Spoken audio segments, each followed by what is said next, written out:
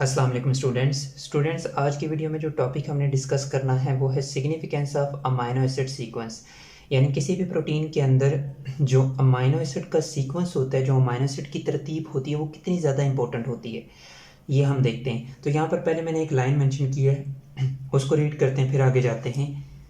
Sequence and number of amino acid in a polypeptide. किसी भी polypeptide के अंदर जो अमाइनो एसिड का सीक्वेंस होता है, जो अमाइनो एसिड का नंबर होता है। पॉलीपेप्टाइड आपको पता है किसे कहते हैं? अमाइनो एसिड की चेन को कहते हैं।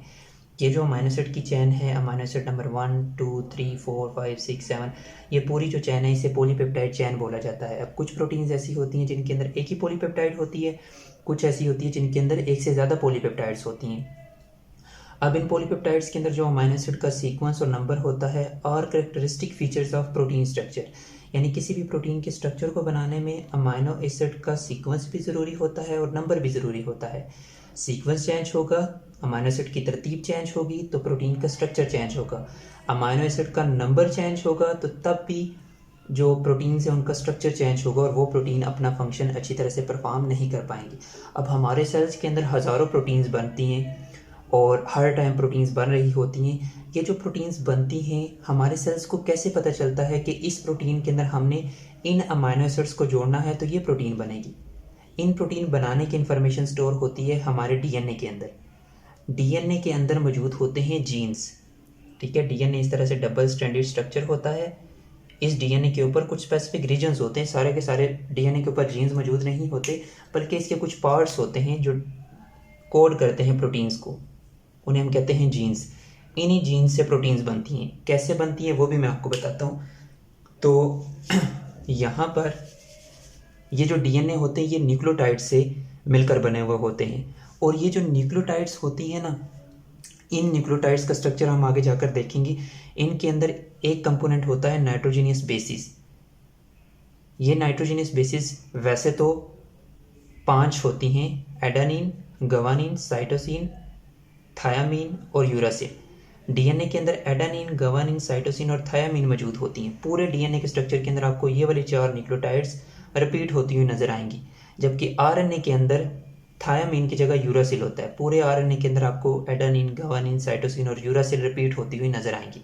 तो शॉर्ट फॉर्म में डीएनए के अंदर जो न्यूक्लियोटाइड्स होती है ना, इन न्यूक्लियोटाइड्स को हम इन लेटर से रिप्रेजेंट करते हैं। बेसिकली ये जो लेटर्स है ये इन नाइट्रोजनस बेसिस को रिप्रेजेंट कर रहे होते हैं जो इन न्यूक्लियोटाइड्स के अंदर मौजूद होते हैं। जैसे फॉर एग्जांपल ये मैंने जो पार्ट बनाया है, ये जो मैंने पोर्शन बनाया है, ये बेसिकली एक जीन है। डीएनए का छोटा सा पार्ट मैंने लिया है, ये देख रहे हैं, ये फॉर एग्जांपल एक जीन है। इस जीन के अंदर ये फर्स्ट जो न्यूक्लियोटाइड है इसके अंदर थायामीन मौजूद है। ये थायामीन नाइट्रोजनस बेस है। ये फर्स्ट न्यूक्लियोटाइड जिसके अंदर थायामीन मौजूद है, तो इस न्यूक्लियोटाइड को मैं टी से रिप्रेजेंट कर रहा हूँ। ये सेकंड न्यूक्लियोटाइड एडेनिन, ये third nucleotide cytosine, fourth cytosine, fifth thymine, sixth thymine, seventh adenine और एट्थ गवानीन। इस तरह से 101 मुख्तलिफ न्यूक्लियोटाइड्स मौजूद हैं। अब होता क्या है कि ये जो जीन है ना, इस जीन से बनता है पहले मैसेंजर आरएनए। जिस प्रोसेस से बनता है उस प्रोसेस को ट्रांसक्रिप्शन बोला जाता है, और इस ट्रांसक्रिप्शन में मुख्तलिफ एंजाइम्स इस डीएनए को रीड करते हैं और डीएनए को रीड करके मैसेंजर आरएनए बनाते हैं। और मैसेंजर आरएनए कैसे बनाया जाता है? ये जो डीएनए होता है इसकी हर एक न्यूक्लियोटाइड के बदले मैसेंजर आरएनए के अंदर स्पेसिफिक न्यूक्लियोटाइड को लाया जाता है। अगर यहाँ पर डीएनए के अंदर टी है ना, तो मैसेंजर आरएनए के अंदर इसी के सामने क्या लाया जाएगा? एडेनिन। अगर डीएनए के ऊपर ए है तो मैसेंजर आरएनए के अंदर यूरासिल लाया जाएगा। अगर डीएनए के ऊपर सी है तो मैसेंजर आरएनए के ऊपर जी लाया जाएगा। इसी तरह से यहाँ पे डीएनए के ऊपर सी है, यहाँ पे जी लाया जाएगा।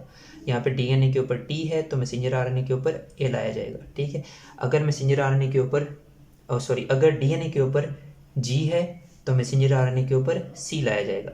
इस तरह से इस डीएनए से ये मैसेंजर आरएनए बन जाता है। अब ये जो मैसेंजर आरएनए होता है ना, इसके अंदर ये जो तीन तीन न्यूक्लियोटाइड्स का ग्रुप होता है, ये फर्स्ट ग्रुप AUG का, ये दूसरा ग्रुप GAA का, ये तीसरा ग्रुप UGG का, UCC का सॉरी, ये चौथा ग्रुप GCU का, ये पांचवा ग्रुप ACA का। ये तीन तीन का ग्रुप बगैर गैप लिए मैसेंजर आरएनए के अंदर मौजूद होता है, और हर एक ग्रुप जो होता है उसे हम कहते हैं कोडान।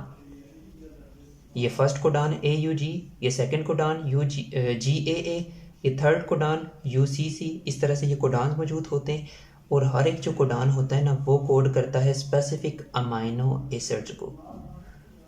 ये first codon first amino acid को कोड करेगा, second codon second amino acid को कोड करेगा। यानी जब जो राइबोसोम होता है ना इस मैसेंजर आरएनए के मैसेज को रीड करता है ना, तो जब पहले कोडान को रीड करेगा तो यहाँ पे पहला अमाइनो एसिड लाएगा, क्योंकि ये जो हर एक कोडान होता है ये स्पेसिफिक अमाइनो एसिड को कोड करेगा।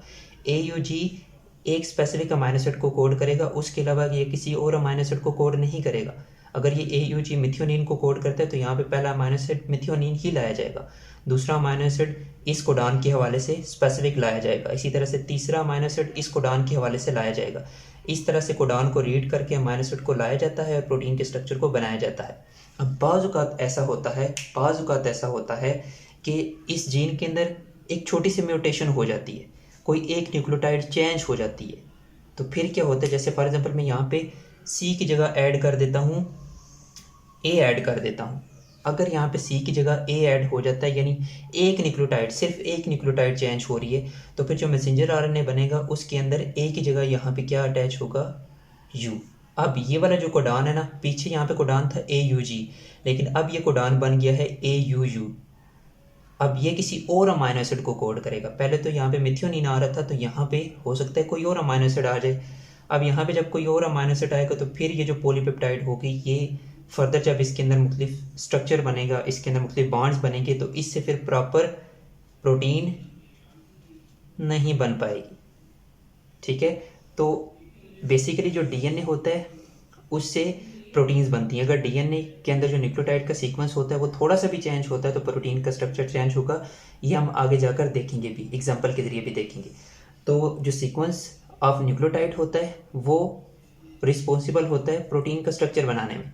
अगर न्यूक्लियोटाइड का सीक्वेंस DNA के अंदर चेंज होगा तो फिर प्रोटीन का स्ट्रक्चर भी चेंज होगा, जैसे कि पॉइंट म्यूटेशन के केस में होता है। पॉइंट म्यूटेशन को हम डिफाइन करते हैं, चेंज इन वन और few nucleotides of DNA, nucleotide of DNA, यानी पॉइंट म्यूटेशन। ये एक मैंने पॉइंट म्यूटेशन की एग्जांपल दी थी जिसमें जो साइटोसिन है वो रिप्लेस हो रहा था किससे, एडेनिन से। ठीक है, तो पॉइंट म्यूटेशन में क्या होता है, सिर्फ एक या कुछ न्यूक्लियोटाइड्स DNA के अंदर चेंज हो जाती हैं, जिसकी वजह से वो जो DNA होता है या वो जो जीन होता है उससे प्रॉपर मैसेंजर आरएनए नहीं बनेगा, और फिर प्रॉपर मैसेंजर आरएनए नहीं बनेगा तो प्रॉपर प्रोटीन नहीं बनेगी। Point mutation is defined as change in one और फ्यू न्यूक्लियोटाइड्स ऑफ DNA। अच्छा, यहाँ पर एक पॉइंट मैंने मेंशन नहीं किया कि जिन जीन्स के अंदर म्यूटेशन होती है उन जीन्स को म्यूटेंट जीन बोला जाता है, म्यूटेंट जीन बोला जाता है। ये बात भी आप ध्यान में रखिएगा। तो इस पॉइंट म्यूटेशन की एग्जांपल के अंदर हमने सिकल सेल एनीमिया को देखना है, ये क्या होता है ये भी देखेंगे, इसके इफेक्ट्स देखेंगे और ये क्यों होती है ये भी हम देखेंगे। उससे पहले हम देख लेते हैं जो नॉर्मल रेड ब्लड सेल्स होते हैं ना, उनकी शेप कैसी होती है। नॉर्मल रेड ब्लड सेल्स की शेप इस तरह से डिस्क शेप होते हैं, डोनट शेप या डिस्क शेप होते हैं। ये डिस्क शेप और सेंटर से वो अंदर की जानिब ऐसे पिंच हुए वो होते हैं, सेंटर से अंदर की जानिब पिंच हुए वो होते हैं और डिस्क शेप होते हैं। और उनके अंदर ये इस तरह से सेंटर से डिस्क शेप या बाइकनकेव शेप होती है इनकी। और इन नॉर्मल रेड ब्लड सेल के अंदर एक प्रोटीन मौजूद होती है जिसे बोला जाता है हीमोग्लोबिन प्रोटीन, और इस नॉर्मल हीमोग्लोबिन को रिप्रेजेंट किया जाता है HbA से, और इसका काम होता है ऑक्सीजन को कैरी करना। ये ऑक्सीजन को कैरी करती है ना, और इसकी जो शेप होती है ना हीमोग्लोबिन की शेप वो ग्लोब्यूलर होती है। ये बात अपने ध्यान में रखना, नॉर्मल हीमोग्लोबिन की शेप होती है ग्लोब्यूलर। इस हीमोग्लोबिन के अंदर 4 पॉलीपेप्टाइड चेन होती हैं। कितनी? 4, 2 अल्फा 2 बीटा। अल्फा चेन के अंदर होते हैं 141 अमाइनो एसिड, और जो बीटा चेन होती है उसके अंदर होते हैं 146 अमाइनो एसिड, यानी 146 और 141 141 ये हो जाता है ऑलमोस्ट 4, एक कैरी 4 4 16 1 17 1 कैरी और ये 5, यानी टोटल 574 अमाइनो एसिड्स मौजूद होते हैं हीमोग्लोबिन के अंदर, ये जो नॉर्मल हीमोग्लोबिन होती है इसके अंदर। अब बाज़ औक़ात ऐसा होता है due to mutation in beta globin gene. जो बीटा चैन का जीन होता है ना, बीटा चैन का जीन, अब जितनी भी चैन है ना, अल्फ़ा चैन जो है ये स्पेसिफिक जीन से बनती है और जो बीटा चैन है ये स्पेसिफिक जीन से बनती है।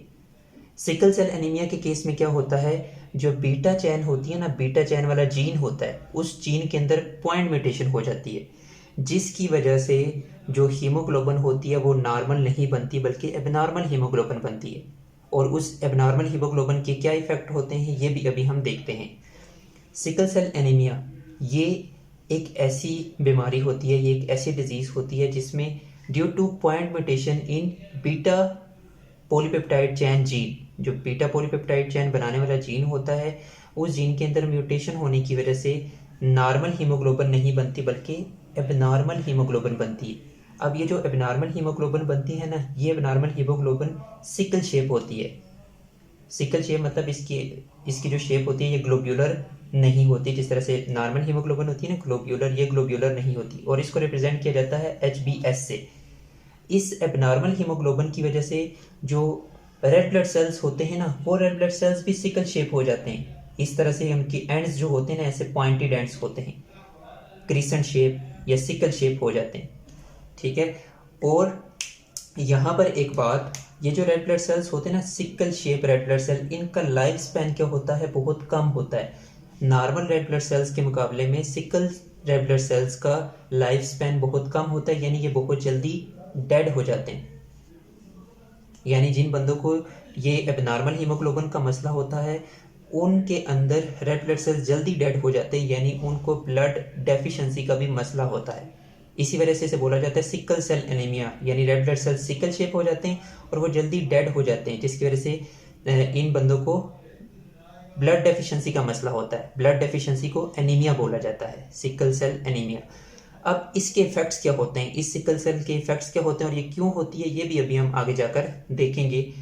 तो इसके इफेक्ट्स होते हैं, सबसे पहली चीज़, रेड ब्लड सेल्स स्टिकी हो जाते हैं, यानी एबनॉर्मल हीमोग्लोबिन के होने की वजह से जब इन रेड ब्लड सेल्स के अंदर एबनॉर्मल हीमोग्लोबिन होगी तो रेड ब्लड सेल्स भी स्टिकी हो जाते हैं और वो ब्लड वेसल्स की वॉल्स के साथ चिपकना शुरू कर देते हैं और आपस में भी एग्रीगेट होना शुरू कर देते हैं। जब वो आपस में एग्रीगेट होंगे, ब्लड वेसल्स की वॉल्स के साथ एग्रीगेट होंगे, तो वो क्या करना शुरू कर देते हैं, ब्लड वेसल्स को ब्लॉक करना शुरू कर देते हैं।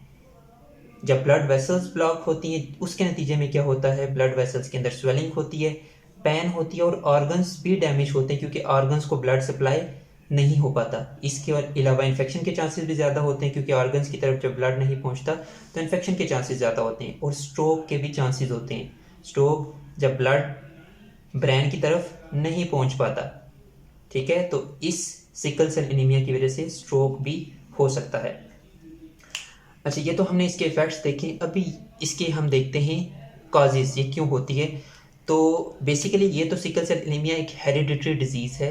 हेरिडिटरी मतलब वरासती बीमारी है, जेनेटिक डिजीज़ है। यानी ये तब होती है जब आप एबनॉर्मल जीन, यानी ऐसा जीन इनहेरिट करें जिसके अंदर पॉइंट म्यूटेशन हो। किससे इनहेरिट करें, अपने दोनों पेरेंट्स से, यानी अपने मदर से भी आप ऐसा जीन इनहेरिट करें जो कि प्रॉपर बीटा जो चैन है, बीटा पॉलीपेप्टाइड चैन है, वो ना बनाए, और फादर से भी ऐसा जीन इनहेरिट करें जो कि म्यूटेंट हो। उस केस में आपके अंदर क्या होगा, सिकल सेल एनीमिया होगा। It is caused by mutation in beta globin gene. ये तब होती है जब बीटा ग्लोबिन जीन के अंदर म्यूटेशन हो जाती है, in which one nucleotide replace by other, जिसमें सिर्फ एक न्यूक्लियोटाइड रिप्लेस हो जाती है दूसरी न्यूक्लियोटाइड से, जैसे कि हमने पीछे देखा था पॉइंट म्यूटेशन के अंदर कि एक न्यूक्लियोटाइड दूसरी न्यूक्लियोटाइड से रिप्लेस हो जाती है। और इसका इफेक्ट क्या होता है, इसकी वजह से क्या होता है, जैसे ये देखिए, ये नॉर्मल बीटा चैन है। नॉर्मल बीटा चैन के अंदर ये अमाइनो एसिड का सीक्वेंस है, ये 4th अमाइनो एसिड है, ये 5th अमाइनो एसिड है, ये 6 है, ये 7 है। तो यहाँ पर देखिए, ये जो 4th अमाइनो एसिड है ना, नॉर्मल बीटा जो चैन होती है उसके अंदर 4th अमाइनो एसिड थायरोनिन है, इसके अलावा 5th अमाइनो एसिड प्रोलीन है, 6th amino acid glutamic acid है और 7th amino acid glutamic acid है। लेकिन जो एबनॉर्मल हीमोग्लोबिन होती है ना, उसकी बीटा चैन के अंदर due two point mutation 6th amino acid पे ग्लूटामिक एसिड की जगह वेलाइन आ जाता है, जब ग्लूटामिक एसिड की जगह वेलाइन आ जाता है तो ये जो बीटा चैन होती है ये प्रॉपर शेप, इसकी वजह से इस बीटा चैन के अंदर म्यूटेशन की वजह से एक अमाइनो एसिड के चेंज होने की वजह से जो हीमोग्लोबिन होती है वो अपनी प्रॉपर शेप नहीं ले पाती, ये ग्लोब्यूलर शेप नहीं ले पाती और वो सिकल शेप हो जाती है, जिसकी वजह से रेड ब्लड सेल्स भी सिकल शेप हो जाते हैं और उनका लाइफ स्पैन कम हो जाता है। और ये सारे इफेक्ट्स आपको नज़र आते हैं उस बंदे के अंदर जिसको सिकल सेल एनीमिया होती है। तो ये बीटा चैन के अंदर आपको नज़र आ रहा है 4th amino acid threonine, 5th proline, 6th valine और 7th ग्लूटामिक एसिड। ठीक है, तो ये भी आपने ध्यान में रखना है कि सिकल सेल एनीमिया के अंदर क्या होता है, सिर्फ एक अमाइनो एसिड चेंज होता है, 6th वाला ग्लूटामिक एसिड की जगह वेलाइन आ जाता है। ठीक है, और ये भी हमने देखना है हीमोग्लोबिन, नॉर्मल हीमोग्लोबिन और एबनॉर्मल हीमोग्लोबिन को नेक्स्ट लेक्चर में अभी हम कंपेयर करते हैं।